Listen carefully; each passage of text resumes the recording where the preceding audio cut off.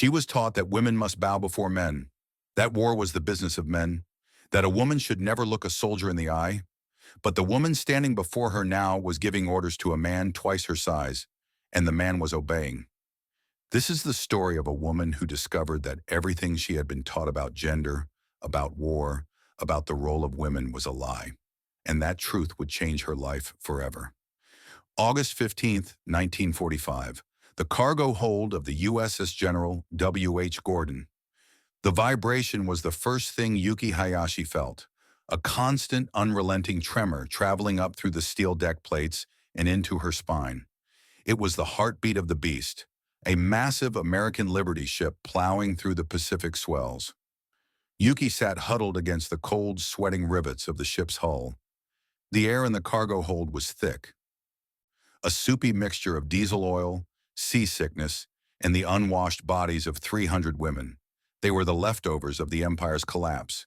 Nurses, clerical staff, civilians swept up in the dragnet of the surrender. She closed her eyes, trying to block out the soft sobbing of the girl sitting next to her. Shame. The word echoed in her mind like a mantra. To live is shame. We should have found a grenade. We should have found a cliff. But there had been no cliffs, only the terrifying speed of the American advance and the sudden, blinding silence of the surrender order. The ship groaned around her, metal protesting against metal, the sound of a wounded animal carrying its cargo of ghosts across the ocean. Yuki Hayashi was 23 years old. She came from Naha, Okinawa, the place that American bombs had transformed into hell on earth. She had worked as a nurse's aide at the field hospital since 1943. 2 years of blood, of screaming, of death that never stopped. She had counted every single one of them. 156 people had died in her arms. She remembered each face, each final breath, each whispered message for mothers who would never hear them. The memory came unbidden now, rising from the darkness of the cargo hold, like a ghost refusing to stay buried. Okinawa, May 1945, 3 months before the surrender. The cave had been carved deep into the limestone cliff. Hundreds of wounded lay scattered across the dirt floor. Not enough bandages, not enough medicine, not enough of anything. Yuki ran between the rows of men, bucket of water in hand, a strip of cloth clenched between her teeth to block the smell of rotting flesh. The air was thick with flies. The walls wept moisture that mixed with blood on the floor. A young soldier grabbed her sleeve. His grip was weak, the grip of a man already halfway to death. "Nurse, please. Water." Yuki looked down. The wound in his abdomen had become infected. His intestines protruded, the color of greenish black. She had seen enough wounds to know. He would be dead within hours. She knelt beside him, brought the water to his lips. His eyes were clear despite the fever. Young eyes. He could not have been more than 19. "My mother," he whispered. "Can you tell my mother I was not afraid?" Yuki nodded, tears streaming down her face. The lie came easily, the necessary lie. "I will tell her," he smiled, a peaceful smile, the smile of a boy who believed the world still contained people who kept their promises. Then he died. Yuki did not know his name. She did not know where his mother lived. She could never keep that promise. He was the 156th person to die in her arms. She counted. She always counted, because if she stopped counting, they would become just bodies, just numbers, just the anonymous dead of a war that had consumed everything. And she could not let them become nothing. The memory faded, but the weight of it remained. 156 ghosts traveling with her across the Pacific. On the ship, Yuki opened her eyes when she heard movement. Water. A metal canteen was being passed down the line of women. It was stamped with the letters US. The letters seemed to mock her. When it reached her, she hesitated. To drink their water was to accept their sustenance, to fuel the body that should be dead. Her thirst won. She took a sip. The water was metallic and warm, but it soothed the sandpaper dryness of her throat. "Where are they taking us?" The voice belonged to the girl sitting next to her. Young, perhaps 17. Her face was streaked with tears and dirt. Yuki did not answer. She did not know. And in that moment, she was not sure she cared. Sitting across from Yuki was an older woman. Her back was straight as bamboo despite the filthy conditions of the ship's hold. Kimura Takeda, 52 years old, the former wife of a colonel in the Imperial Army. She had followed her husband to Okinawa, and when he died in battle, she refused to commit suicide according to tradition. Not because she feared death, but because she believed someone had to live to preserve the honor of those who had fallen. She watched Yuki drink with eyes sharp as knives. "You are drinking the enemy's water. I am thirsty. We are all thirsty. But some of us still have self-respect." Yuki did not respond. The woman was right, and that made her hate herself even more. Kimura leaned forward. Her voice dropped to a whisper, but her words carried the weight of absolute certainty. "Do you know what they will do to us? I have read the pamphlets. American men are beasts.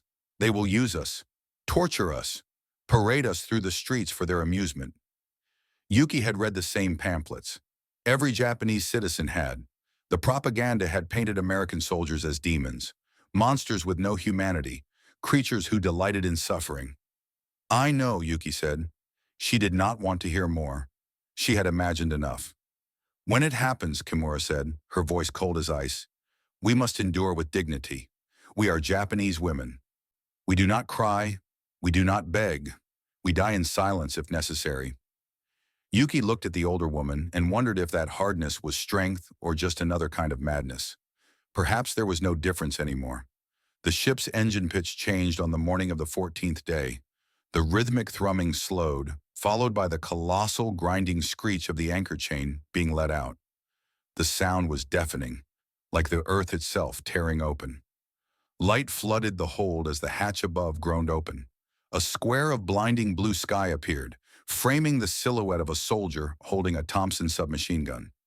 "Let us go. Move it topside." The voice bellowed down into the darkness. The voice of the enemy. The voice of the monsters. Yuki stood, her legs trembling from days of inactivity. She smoothed her dirty khaki trousers. She prepared herself to see the monsters.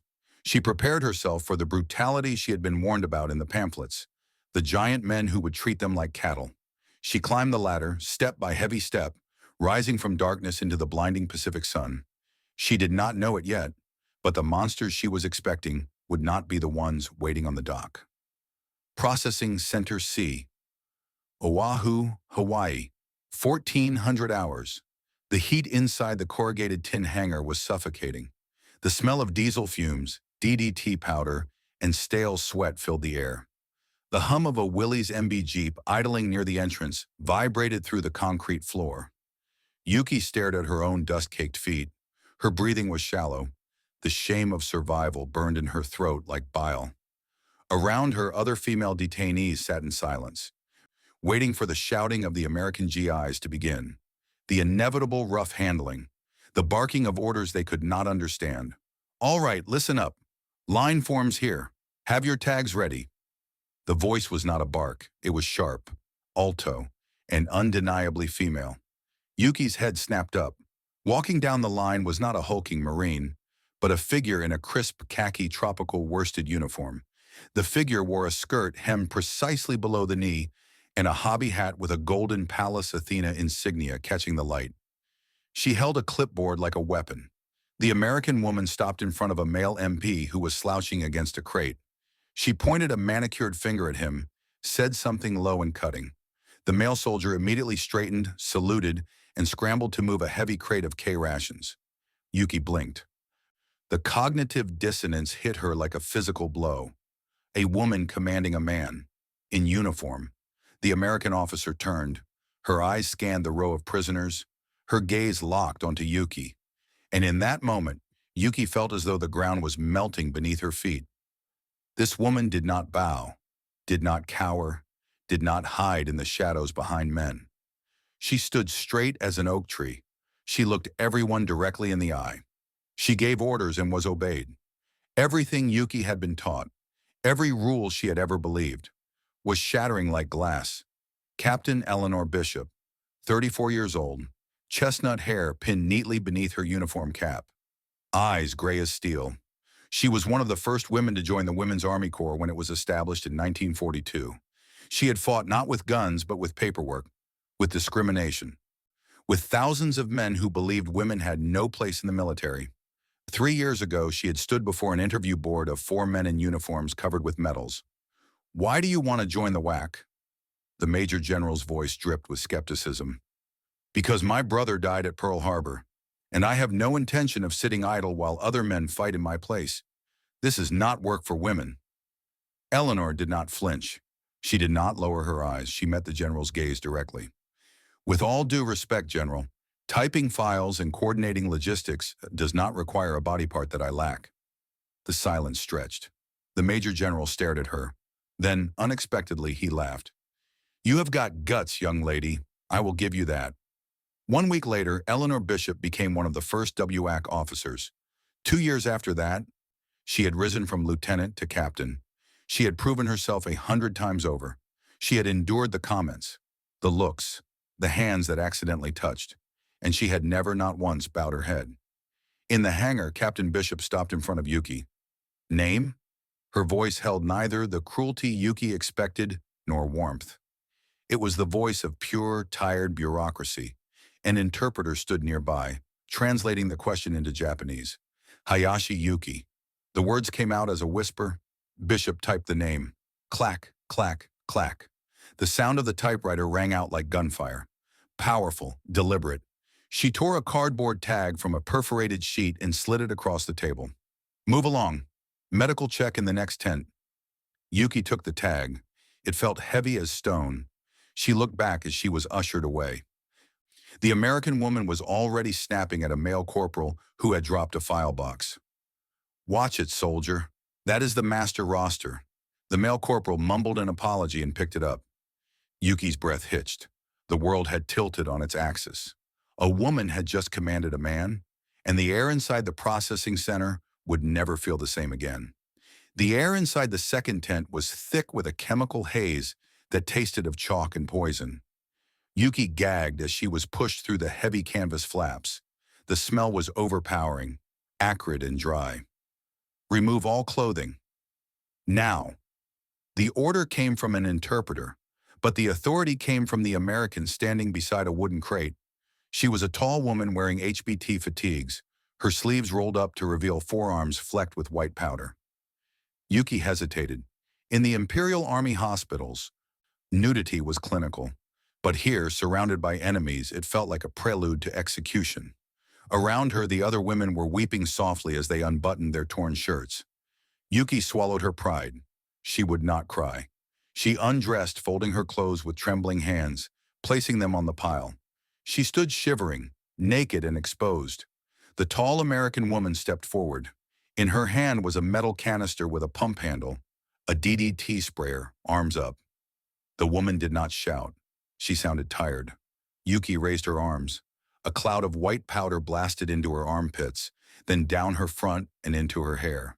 It choked her, coating her skin in a ghostly layer. Yuki squeezed her eyes shut, expecting a blow to follow, but there was only the rough touch of a hand turning her around. Her back was dusted. "Next station." The woman grunted, pushing Yuki gently but firmly toward a row of cots. Yuki stumbled forward, wiping the chemical grit from her eyelashes. A second woman was waiting. This one wore the caduceus collar insignia of the medical corps. Around her neck hung a stethoscope with heavy black rubber tubing. The medic did not look at Yuki's face. She looked at her body like a mechanic inspecting a fuselage. She grabbed Yuki's wrist, her fingers strong and calloused, checking the pulse. Thump, thump, thump, thump. Yuki watched the medic's face. There was no malice, no leering, only efficiency. The medic placed the cold metal disc of the stethoscope against Yuki's ribcage. "Deep breath," the interpreter translated. Yuki inhaled. She knew this ritual. She had performed it 1,000 times on wounded soldiers in Okinawa, but she had never been the patient. She had never felt the terrifying powerlessness of the one being examined. The medic pulled the stethoscope away and scribbled something in a medical logbook. She grabbed Yuki's chin, forcing her mouth open to check her gums for scurvy. The grip was tight, bordering on painful, but it was precise, clear. The medic marked a check on Yuki's tag. "Get dressed. Move to Sector 4. Yuki scrambled to retrieve her clothes, shaking the white powder from them. As she pulled her trousers on, she looked back. The medic was already grabbing the wrist of the next prisoner, her face a mask of focus.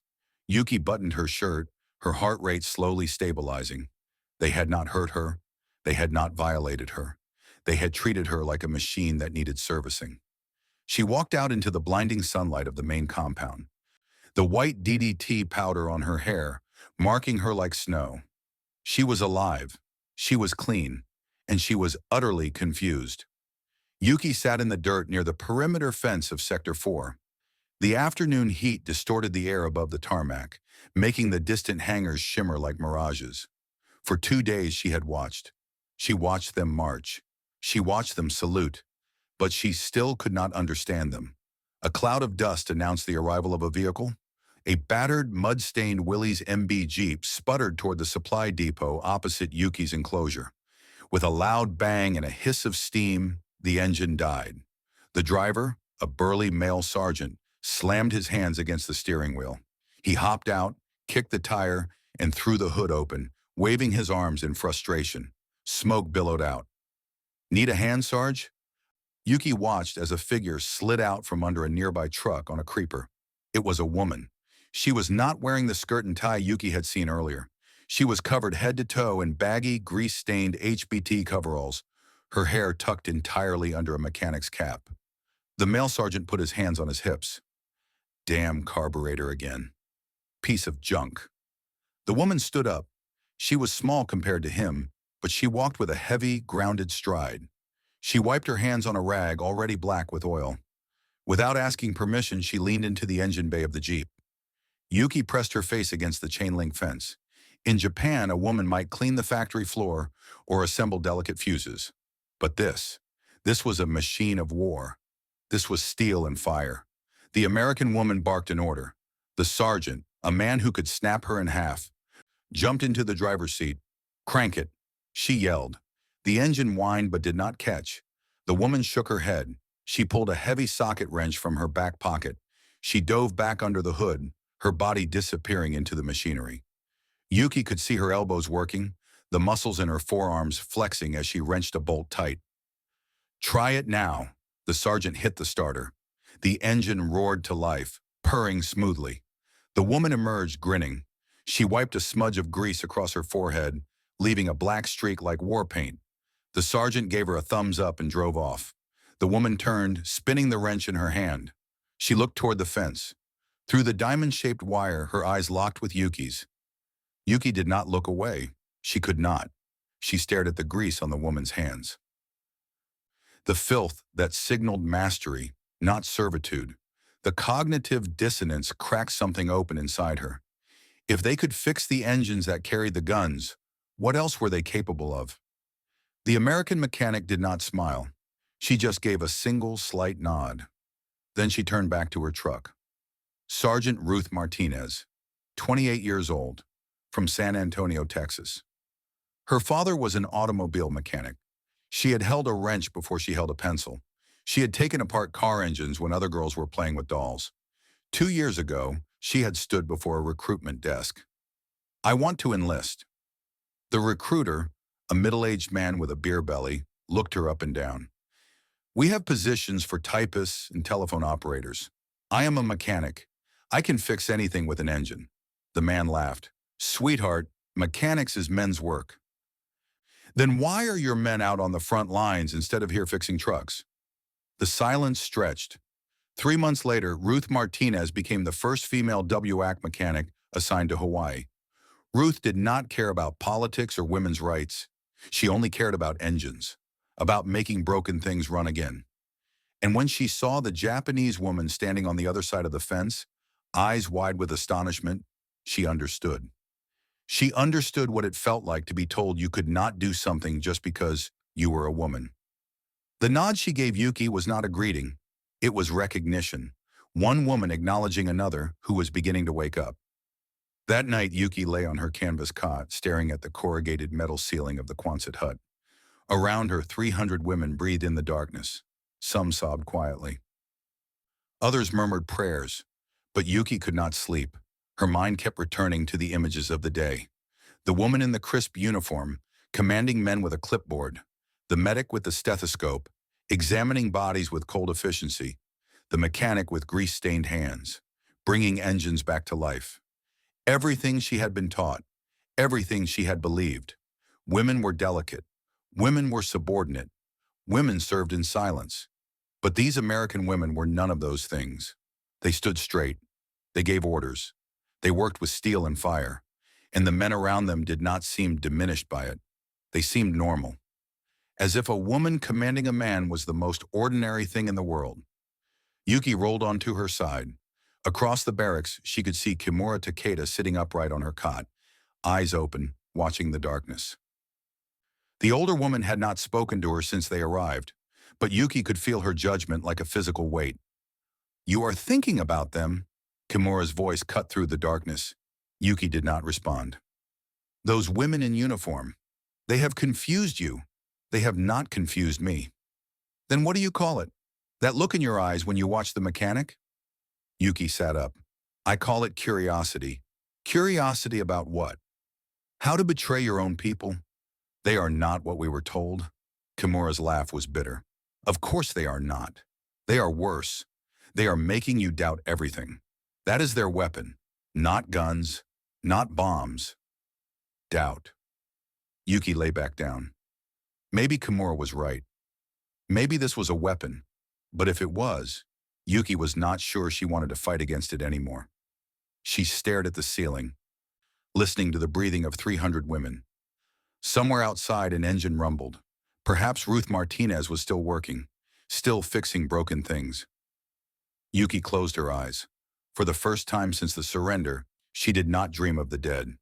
She dreamed of a woman with grease-stained hands standing in the sunlight, spinning a wrench like it was a sword. And in the dream, the woman turned and looked at her, and nodded. In Yuki's world, women cared for the sick in silence, head bowed, invisible, grateful for the privilege of serving. But the woman who had just walked into the mess hall did not bow her head to anyone. And when she spoke, a room full of men fell silent. The mess hall was a cavernous structure echoing with the clatter of tin against steel. The smell was confusing, a mixture of boiled cabbage, strong coffee, and the faint, sweet scent of canned fruit. It was more food than Yuki had smelled in months, yet her stomach knotted with anxiety. The line moved slowly. At the serving station, a sweating male corporal with hairy forearms slammed ladles of stew onto metal mess trays. His movements were aggressive, deliberate. Each splatter of food was an act of contempt. He did not look at the women. He looked through them, as if they were ghosts, as if they did not exist. Yuki watched the women ahead of her receive their rations, half portions, watery broth with no meat, bread soaked in liquid because the corporal deliberately missed the compartments. Each woman accepted it in silence. Each woman bowed and moved on. This was the natural order of things. The defeated served at the pleasure of the victors.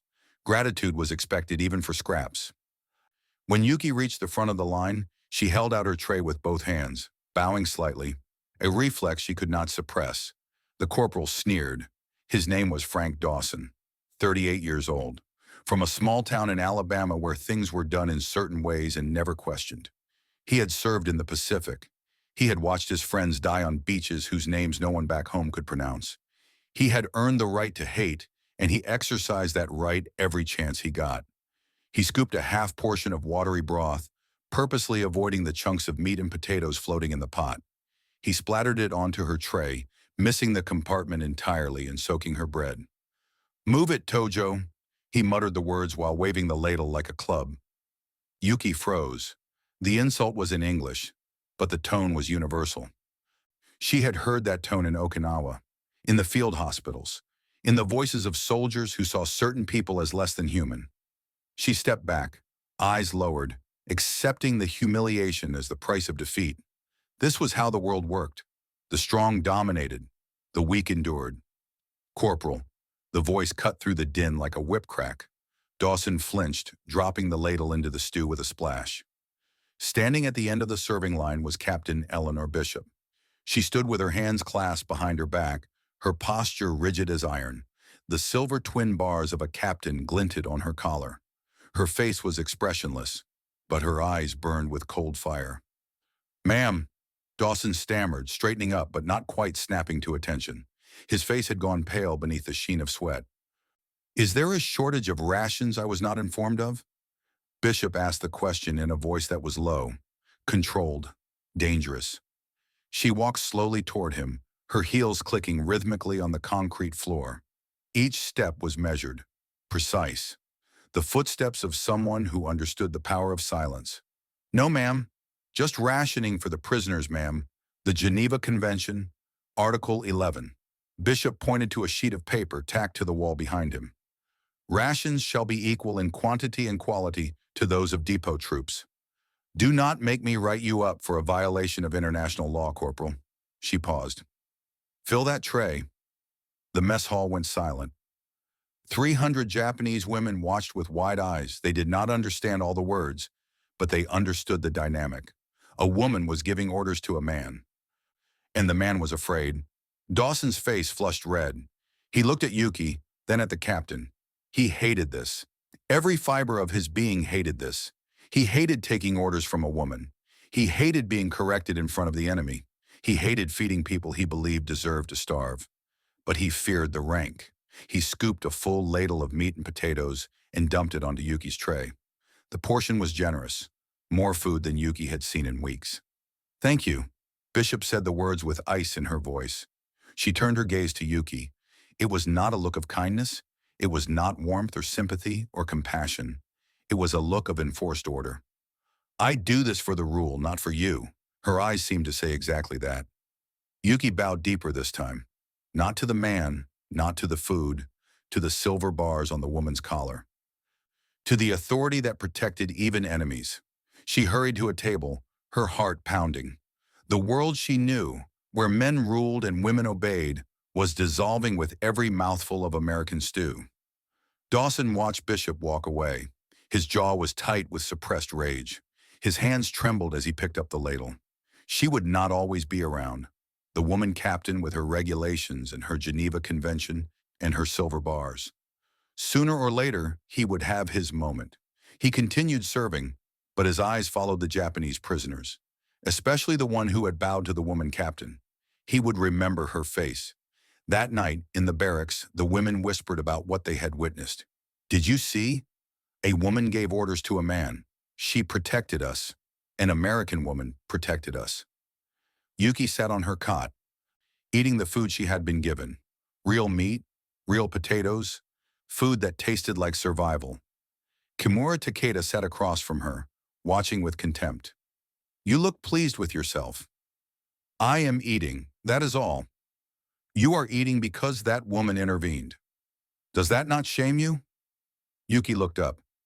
She intervened because of a law that protects prisoners, a law that she believes in. Laws written by Americans. Laws designed to make us dependent on their mercy. Laws that give us food instead of starvation. Kimura leaned forward. Her voice dropped to a hiss. You are being seduced. Can you not see it? This is how they break us. Not with violence, with kindness, with food and medicine and women in uniforms who pretend to protect us. They want us to forget who we are. Yuki was silent for a long moment. Maybe who we were needed to be forgotten. Kimura's eyes widened. For a moment, she looked as if she might strike Yuki across the face. Instead, she stood and walked away without another word. Yuki finished her meal alone. The food tasted like freedom, and she was not sure if that was a blessing or a curse. 3 days later, the whisper ran through the barracks like an electric current. Inspection. The Red Cross is coming. Yuki knelt beside Noriko Shimizu, the 17-year-old girl from Osaka who was burning with fever. Noriko had been on the ship with them. She had been quiet, always quiet, clinging to the edges of groups, never speaking unless spoken to. She had no family left. Everyone she loved had died in the firebombing of Osaka. Now she was curled tightly under a wool blanket, shivering violently despite the tropical heat. Her skin was pale and slick with sweat. Her breathing was shallow and rapid. In the Imperial Army, the sick were often left behind. Or worse, Yuki had seen it happen. Soldiers too wounded to walk, given grenades and told to do the honorable thing. She knew she had to hide Noriko. Stay quiet, Yuki whispered, pulling the blanket up to cover Noriko's flushed face. "If they find you, they will take you away." "Where will they take me?" Noriko's voice was weak, frightened. "I do not know, but I will not let them. Just stay quiet. Do not move." Outside, the crunch of boots on gravel grew louder. The door to the Quonset hut swung open. "Attention!" The women scrambled to stand at the foot of their cots. Those who were slow were hurried along by the sharp gazes of the guards. Yuki stood directly in front of Noriko's bunk, trying to make herself look wider, trying to shield the trembling lump of blankets. Captain Bishop entered, accompanied by a man wearing a civilian suit and a white armband with a red cross.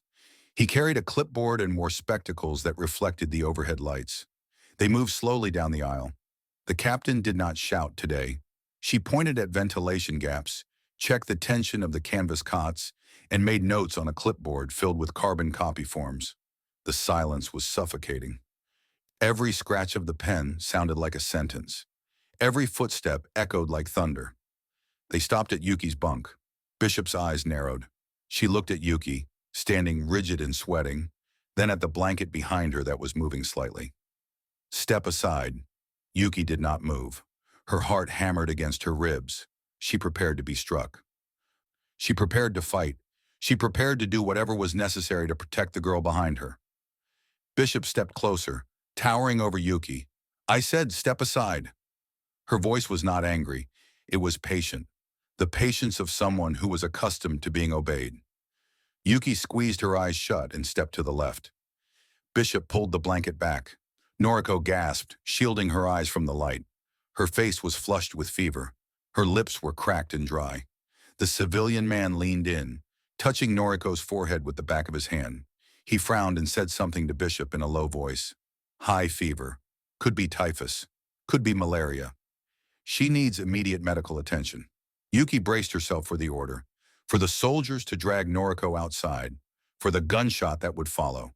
Instead, Bishop turned to the doorway. "Medic, get a stretcher in here. We have a fever of 104. Two WAC medics rushed in carrying a canvas litter.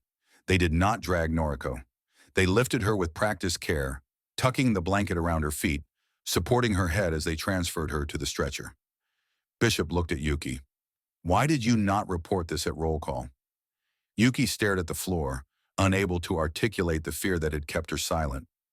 How could she explain that in her world, reporting sickness meant death? That in the caves of Okinawa, the wounded were burdens to be eliminated? "We are not barbarians," Bishop said the words quietly. For a moment, just a moment, her voice lost its command tone. "She needs quinine, not a grave." They carried Noriko out. Yuki stood alone in the aisle. The sound of the clipboard snapping shut echoed in her ears. The enemy was saving them. The dissonance was gone, replaced by a terrifying clarity. We were wrong about everything. But clarity came too late.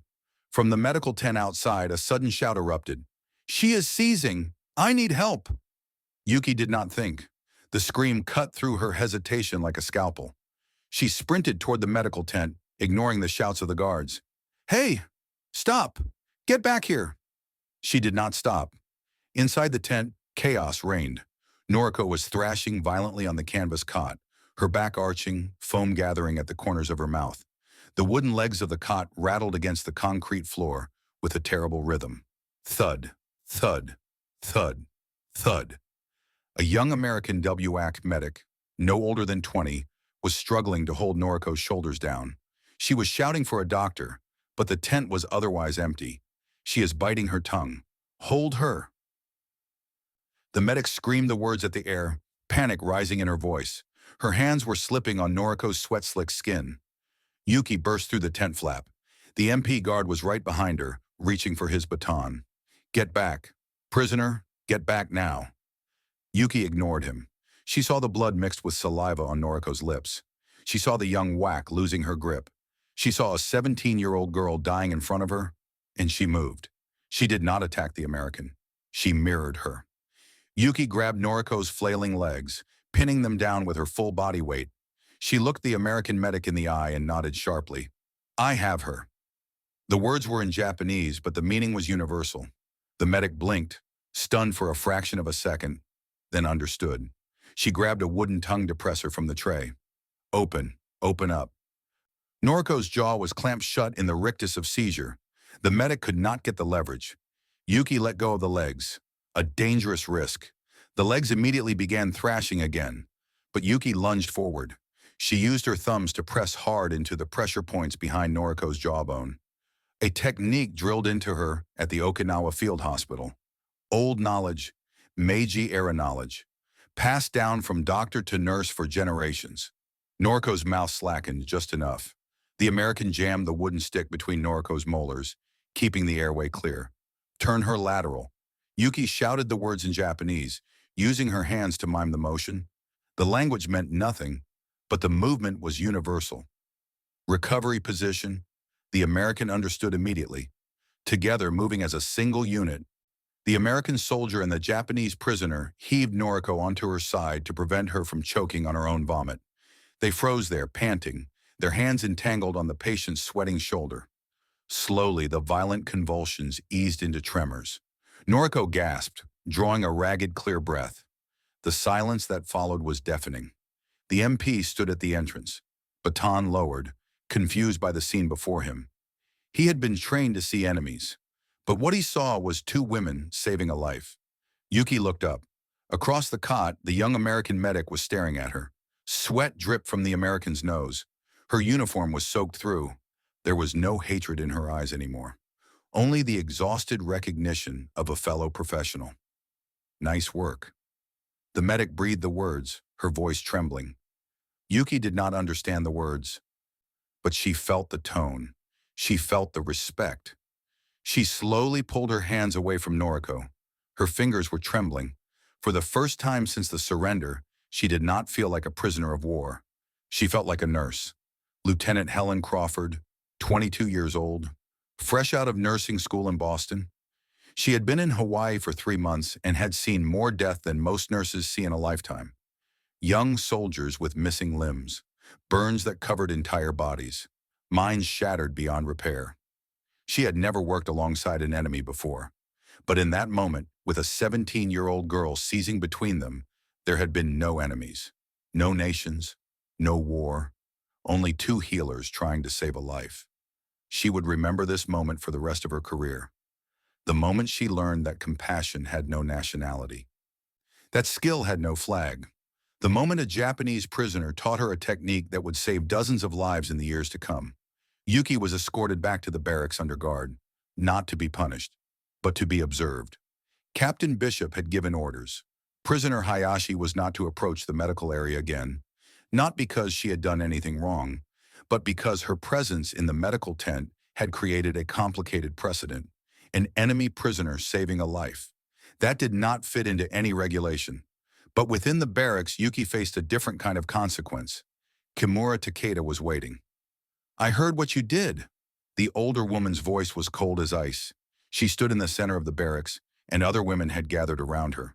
Some looked at Yuki with curiosity, others with judgment. "I saved Noriko." "You cooperated with the enemy." Yuki looked at the older woman. 3 months ago, she would have bowed her head. 3 months ago, she would have silently accepted the rebuke. But 3 months had changed her. "I did the work of a nurse. Saving lives has no nationality. You betray those who died for the empire. Those who died for the empire would not want more death." The silence stretched. The other women shifted uncomfortably. They had never heard anyone speak to Kimura this way. The old order, the hierarchy of age and tradition, was being challenged. Kimura looked at Yuki as if she were some strange creature, something she could not understand, something that did not belong in her world. "You have changed, and not in a good way." She turned and walked into the shadows of the barracks. Yuki stood alone, feeling the weight of isolation pressing down on her shoulders. She had lost the respect of her own people. She did not fully belong with the enemy. She stood somewhere in between, no longer Japanese in the way Kimura defined it, but not American either. She was something new, something that did not have a name yet, and she was not sure if that was a blessing or a curse. 2 days later, Yuki was summoned to the medical tent, not to be punished, but to talk. Lieutenant Helen Crawford was waiting for her. "Sit down," the words came through an interpreter. Crawford gestured to a wooden chair across from her desk. Yuki sat, uncertain of what was happening. Her heart beat rapidly. She had been told that prisoners were not supposed to be in the medical area. Yet here she was. Crawford studied her for a long moment. Her eyes were tired but kind. The eyes of someone who had seen too much suffering and still chose to fight against it. Where were you trained? Field Hospital, Okinawa. How long? 2 years. Crawford nodded slowly. The technique you used to open that girl's jaw. I have never seen it before. Where is it in the textbooks? It is not in the textbooks.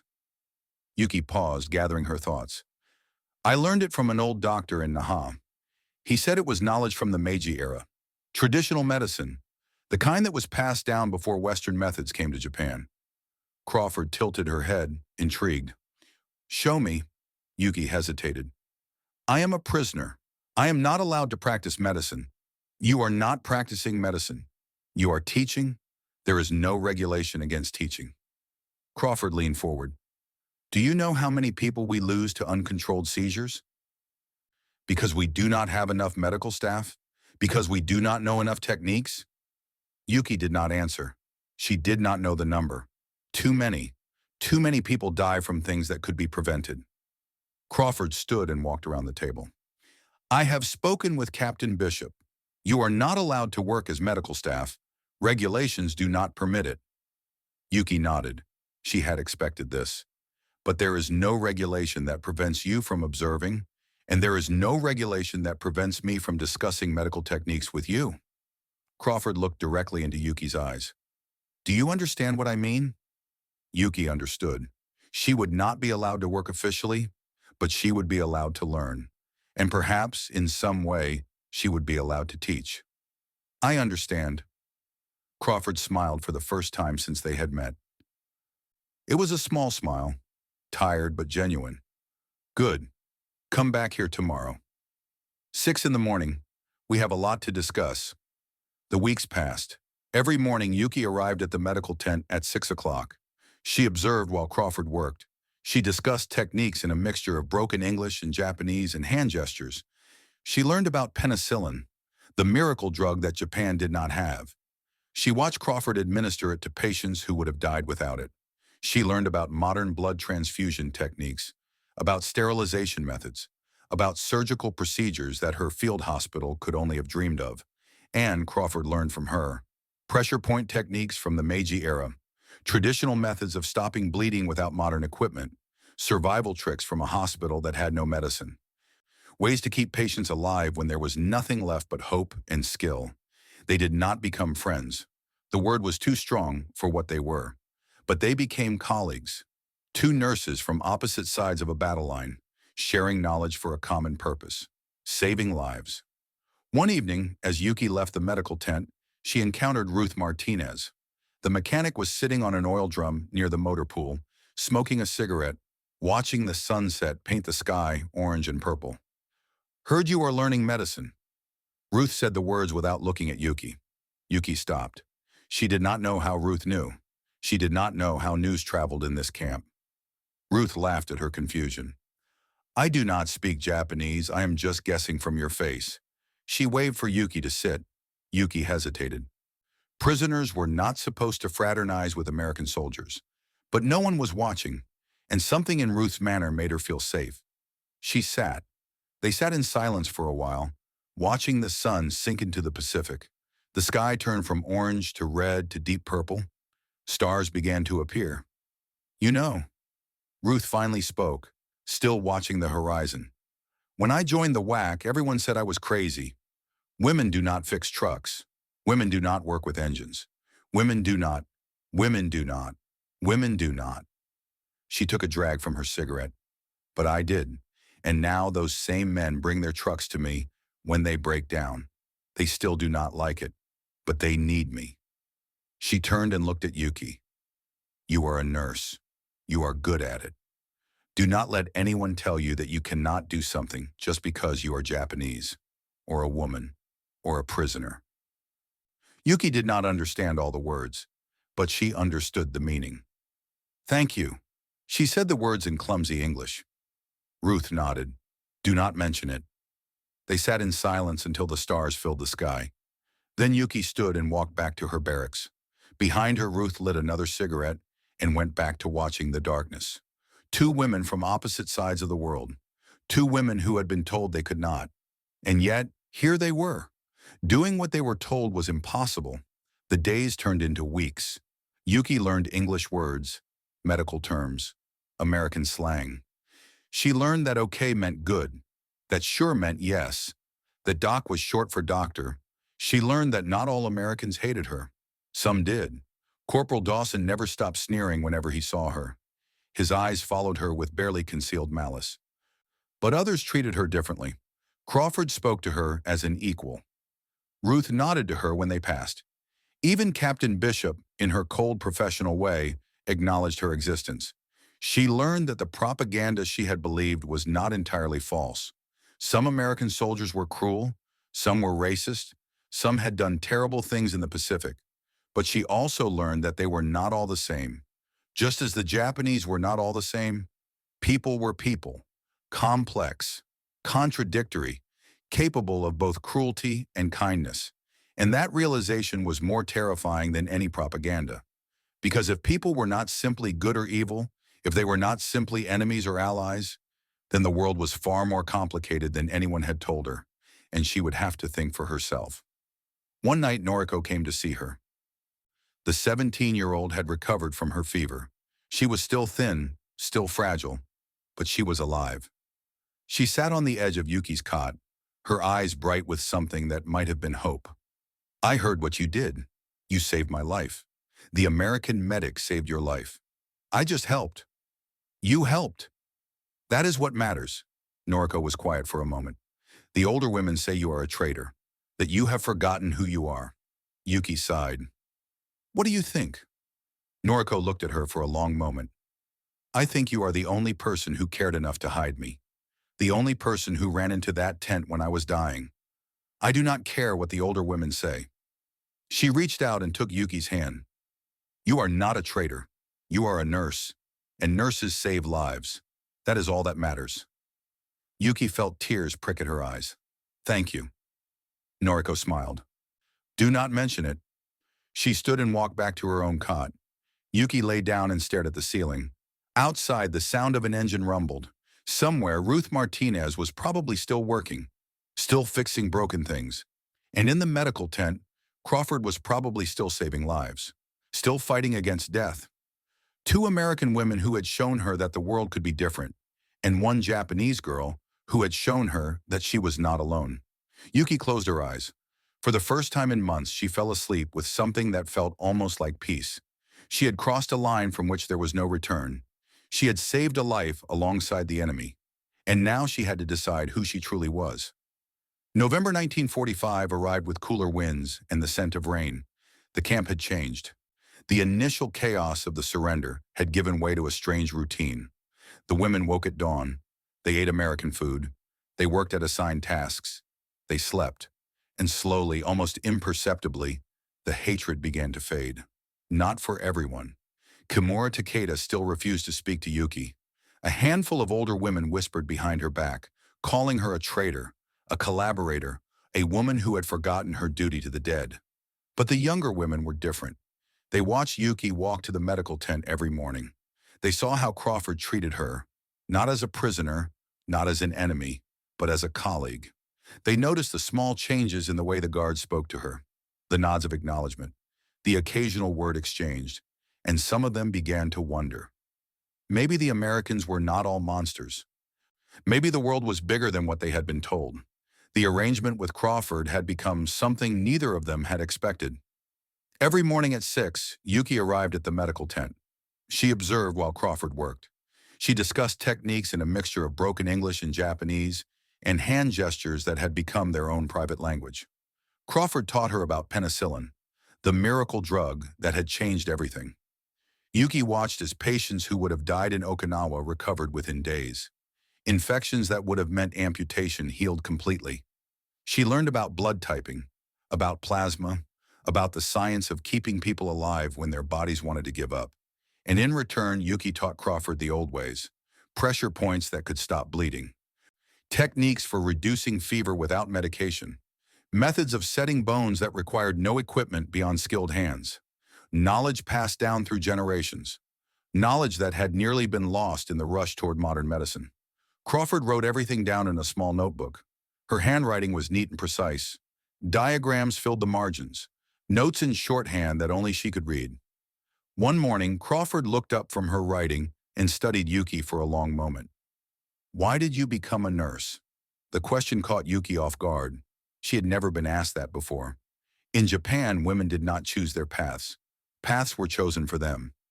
"My mother was sick when I was young. The doctors could not help her, but there was an old woman in our village who knew the traditional ways. She came every day. She brought herbs and medicines. She sat with my mother and held her hand." Yuki paused, remembering. "My mother died anyway. But that old woman taught me something. She taught me that even when you cannot save someone, you can still ease their suffering. You can still be present. You can still care." Crawford nodded slowly. "That is why I became a nurse too. My father died when I was 12. Tuberculosis. The nurses at the hospital were the only people who treated him like a human being in his final days. I wanted to be like them." She closed her notebook. "We are not so different, you and I." Yuki did not respond, but she felt something shift inside her. A wall that had been standing for months crumbled just a little more. The days grew shorter as November progressed. News began to filter through the camp. Repatriation was coming. The first groups of prisoners would be sent home soon. Home. The word felt strange to Yuki now. What home? Okinawa was ash. Naha was rubble. The apartment where she had grown up, the streets where she had played as a child, the hospital where she had trained, all of it was gone. Her family was scattered. Her father had died in the bombing. Her mother had passed years before. Her brother was missing, probably dead somewhere in the Philippines.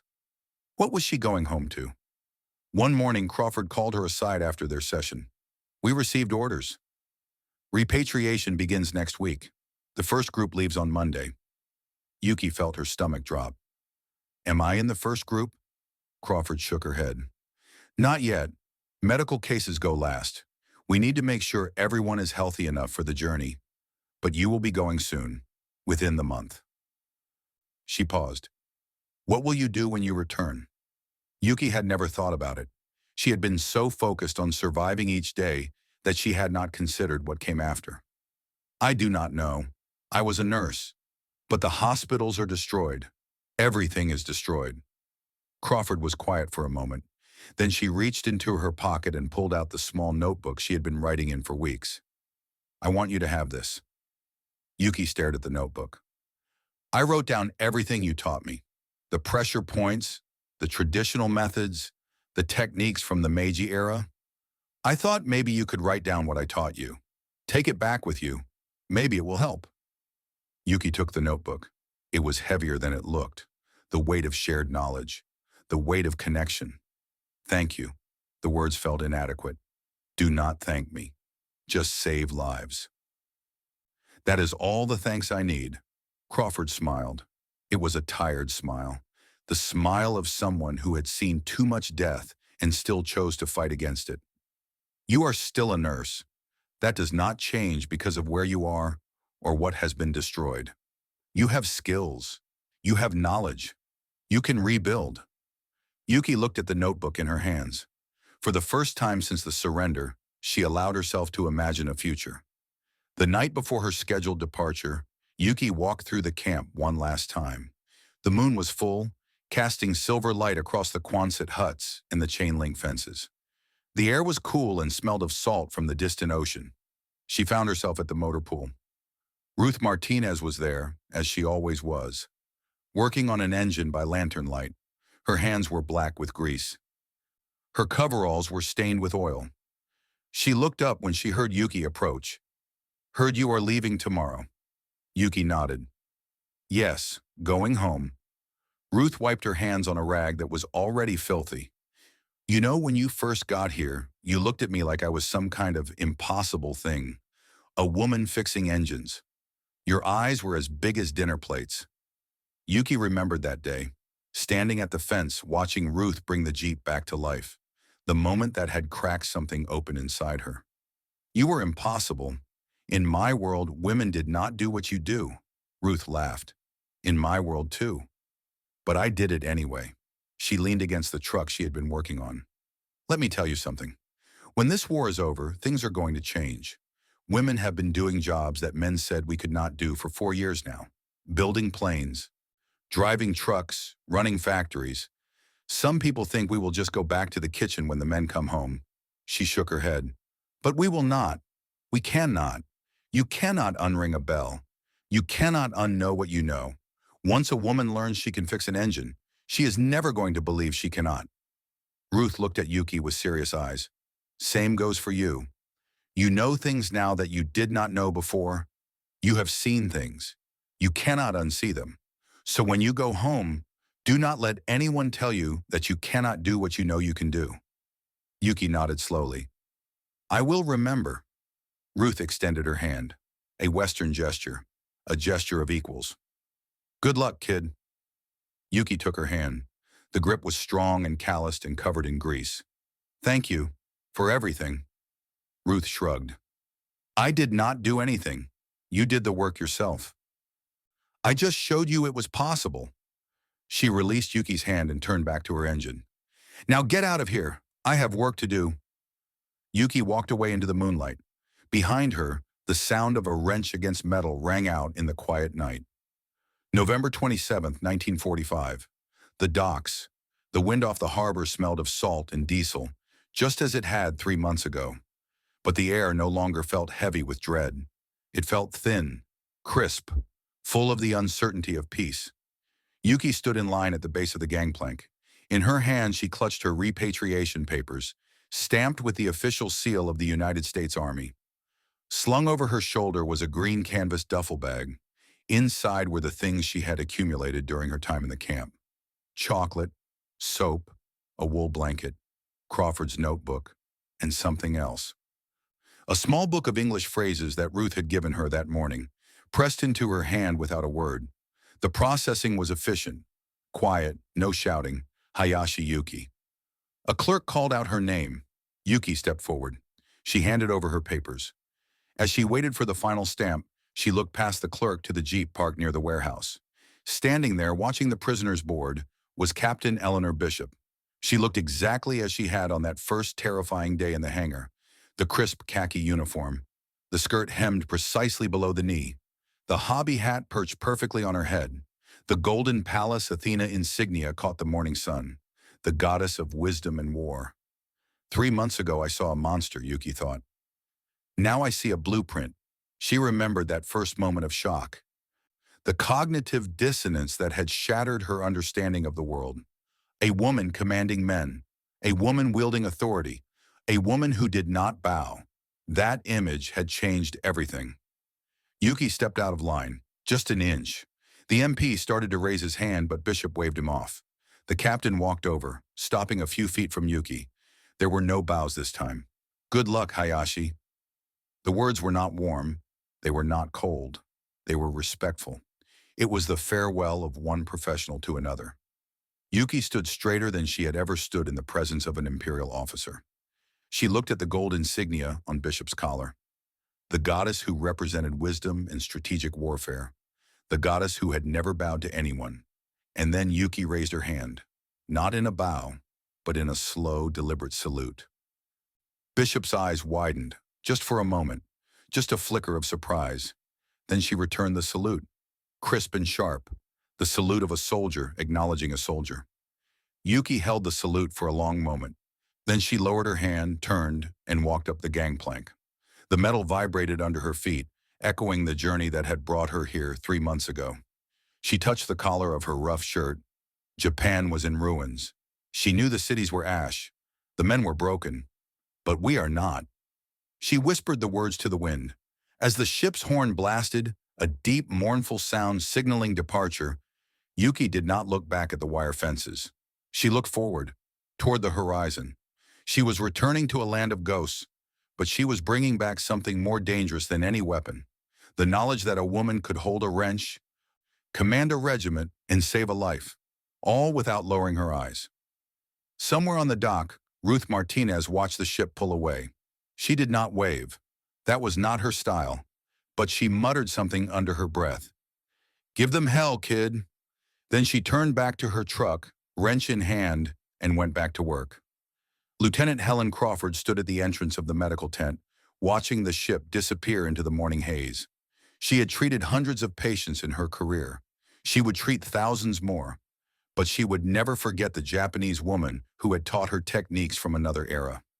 And she would never forget the moment they had saved a 17-year-old girl together, two healers from opposite sides of a war, united by the simple desire to keep someone alive. She touched the pocket where she kept her own copy of the notes they had shared, the traditional knowledge that Yuki had given her. "I hope you find what you are looking for," she thought. Then she turned and went back to work. Captain Eleanor Bishop returned to her desk. She had paperwork to process, regulations to enforce, men to command. But before she sat down, she paused. She looked at the photograph on her desk, her brother in his Navy uniform, taken 1 week before Pearl Harbor. "I think you would have liked her," she said quietly. "She was tough." Then she picked up her pen and went back to work. The ship carried Yuki west, toward the setting sun, toward the ruined islands of Japan. The voyage took 12 days. 12 days to think, to remember, to plan. On the 6th night, Yuki sat on the deck, watching the stars. Noriko Shimizu sat beside her. The 17-year-old had recovered fully from her fever. She was still thin, still fragile, but she was alive, because of the quinine, because of Crawford, because of Yuki. "What will you do when we get home?" Noriko asked the question quietly, her eyes fixed on the stars. "I do not know. What about you?" Noriko was quiet for a long moment. "I want to learn medicine, like you, like that American woman." Yuki smiled. "Then you should. Do you think it is possible? For a woman in Japan?" Yuki thought about Captain Bishop, standing straight as an oak, commanding men with a clipboard. She thought about Ruth Martinez, covered in grease, bringing engines back to life. She thought about Helen Crawford, saving lives with knowledge and compassion. "I think that anything is possible, but we have to fight for it." Noriko nodded. "Then I will fight." They sat in silence, watching the stars wheel overhead. Two women who had been taught that their place was in the shadows. Two women who had learned that the shadows were a lie. The ship docked in Nagasaki on December 9th, 1945. The city was unrecognizable. Where buildings had stood, there was rubble. Where streets had run, there were craters. The atomic bomb had erased everything Yuki had known about the world. But people were already rebuilding. She could see them in the distance. Men and women, clearing debris, stacking bricks, laying foundations for new structures. The survivors of the impossible, refusing to die. Yuki walked down the gangplank into the ruins of her country. Behind her, Noriko followed. Ahead of them lay nothing certain. No jobs, no homes, no guarantees. But they had something that could not be destroyed. Knowledge, skills, the determination to rebuild, and the memory of women who had shown them that the world could be different. The years that followed were hard. Yuki found work at a makeshift hospital in Tokyo. It was not much. A converted warehouse with cots on the floor, not enough medicine, not enough equipment, not enough of anything. But she had been in a place like that before. She knew how to save lives with nothing but skill and determination. She used the techniques Crawford had taught her, the Western methods, the scientific approaches, and she used the old ways too, the traditional knowledge, the Meiji-era techniques. She combined them, East and West, old and new, creating something that was neither purely Japanese nor purely American, something new. The other doctors looked at her strangely at first. A woman who spoke English, a woman who had been a prisoner of the Americans, a woman who did things differently, but they could not argue with results. Her patients recovered faster. Her infection rates were lower. Her methods worked. Slowly, grudgingly, they began to respect her. In 1948, Yuki applied to medical school. The admissions board laughed at her. A woman? A former prisoner? Someone who had consorted with the enemy? She applied again the next year, and the year after that. On her fourth attempt, she was accepted. She graduated in 1955, one of the first women to receive a medical degree from Tokyo University. Noriko graduated 2 years later. They never forgot the women who had shown them what was possible. Every year on November 27th, Yuki paused whatever she was doing and looked toward the west, toward Hawaii, toward a camp that no longer existed, toward the women who had changed her life. "Thank you," she would whisper. Then she would go back to work. 30 years later. Tokyo, 1975. A woman stood before a university medical school lecture hall. Her name was Dr. Yuki Hayashi, 53 years old, professor of emergency medicine, author of 5 books on resuscitation techniques.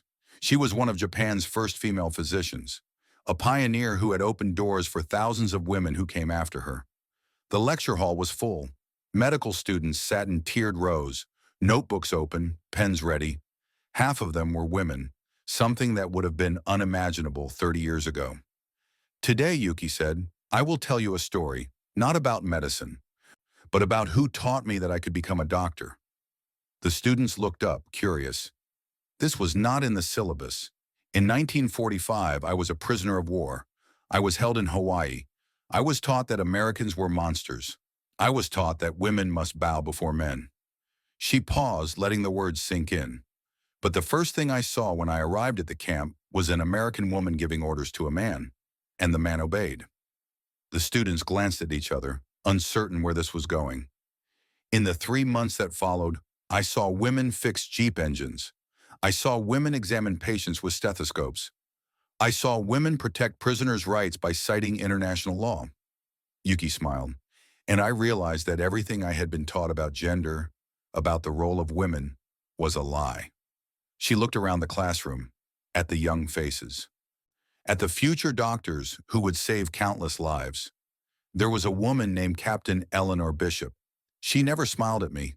She was never kind in the soft sense, but she treated me as a human being. She protected my rights under the law. She showed me that strength does not have to come with cruelty. Yuki rested her hands on the podium. There was a woman named Ruth Martinez. She was a mechanic. Her hands were always covered in grease. She told me something I have never forgotten. "Do not let anyone tell you that you cannot do something." She paused, her voice trembling slightly. And there was a woman named Helen Crawford.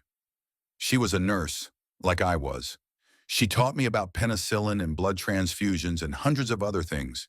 Not because she had to, but because knowledge has no nationality. Because saving lives is the common language of everyone who wears the healer's coat. Yuki looked at her students one final time. "I do not know where those women are now. Perhaps they have died. Perhaps they are somewhere in America, living ordinary lives, not knowing that they changed the life of a prisoner of war." She smiled. "But I want you to remember this. Every time you treat someone with respect, every time you share knowledge, every time you show that women can do anything, you are changing the world. Maybe not in the way you expect, maybe not with people you know, but you are changing it." She closed the book on the podium. "Today's lecture is over, but I hope this story stays with you." The students applauded as she left the hall. Outside, Dr. Yuki Hayashi stood alone in the corridor, looking through the window. Tokyo stretched below, a city that had been destroyed and rebuilt, a nation that had been an enemy and become an ally, a world that had learned slowly and painfully that women could do anything. She touched the collar of her white coat, where her university badge hung. In her pocket was a small notebook, worn and faded, the pages filled with neat handwriting and careful diagrams. Crawford's notebook. She had never let it go. In her mind, the image of Pallas Athena glowed as clearly as on that first day, the goddess of wisdom and war. She smiled and walked away, toward the hospital, toward the patients waiting, toward the work that never ended, the work of saving lives. In a small house in San Antonio, Texas, Ruth Martinez, now 78 years old, sat in her garage. She was still working on engines, older ones now, classics. The kind that needed care and patience and hands that knew what they were doing. On the wall hung a faded photograph, a young woman in grease-stained coveralls, grinning next to a repaired Jeep. Hawaii, 1945. Ruth did not think about the war often. It was a long time ago. But sometimes when she was elbow deep in an engine, she remembered the Japanese woman standing at the fence, the look of astonishment in her eyes. "Hope you made something of yourself, kid." She muttered the words to no one. Then she went back to work. Helen Crawford had died in 1968, cancer. She was 45. But her daughter had found a small notebook among her belongings, filled with neat handwriting, diagrams, instructions, and a note on the first page. Techniques learned from YH, Japanese nurse, Hawaii, 1945. Traditional methods from Meiji era may be useful. Her daughter had donated the notebook to a medical museum in Boston. It sat in a glass case now, a small piece of history that most people walk past without noticing. But occasionally, a medical student would stop, read the faded writing, ask a question, and the story would be told again. Captain Eleanor Bishop had retired in 1962. She had risen to the rank of colonel, one of the highest-ranking women in the Army at the time. She never married, never had children. Her career was her life. But in her study, she kept a photograph. Not of herself, not of her awards. A photograph of a group of women standing outside a Quonset hut in Hawaii. WAC nurses, mechanics, clerks. All of them standing straight, all of them looking directly at the camera, none of them bowing. In Tokyo, Noriko Shimizu, now 47 years old, worked as a head nurse at a major hospital. She had never become a doctor. Life had taken different turns. Marriage, children, responsibilities. But she had become one of the most respected nurses in the city. She had trained hundreds of young nurses. She had saved thousands of lives. And every year on November 27th, she called Dr. Yuki Hayashi. They talked about nothing important. The weather, their health, their grandchildren. But they both knew why they called. It was the anniversary of their departure from Hawaii. The anniversary of the day they left the camp that had changed their lives. "Do you ever think about them, the American women?" Noriko asked the question one year. "Every day," Yuki answered. "Every single day." The sun set over Tokyo. In homes across the city, women worked, women studied, women led. Not because anyone had given them permission, but because someone long ago had shown them that it was possible. A woman with a clipboard, a woman with a wrench, a woman with a stethoscope. 3 women who had planted seeds without knowing what would grow, and the harvest had been beyond anything they could have imagined. A faded photograph hangs in the Tokyo Medical Museum. 3 American women in uniform. Hawaii, 1945. Captain Eleanor Bishop stands in the center, her posture straight as steel, the Palace Athena insignia gleaming on her cap. To her left, Sergeant Ruth Martinez, coveralls stained with grease, a wrench in her hand, grinning at the camera. To her right, Lieutenant Helen Crawford, stethoscope around her neck, a notebook tucked under her arm. Behind them, barely visible through a chain-link fence, a Japanese woman watches. Her face is half hidden, her expression is unreadable, but her eyes are wide open, seeing the world for the first time. Below the photograph, a small plaque reads, Women's Army Corps, Processing Center C, Oahu, Hawaii.